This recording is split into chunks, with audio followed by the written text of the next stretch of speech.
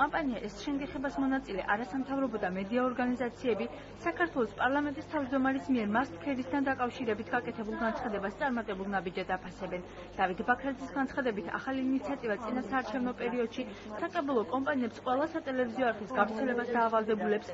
მასტქარი ქართული არხების სავალდებულო ტრანზიტს გულისხმობს, რომლის საშუალებითაც მოქალაქეებს ნებისმიერი არხის ნახვის საშუალება ექნებათ.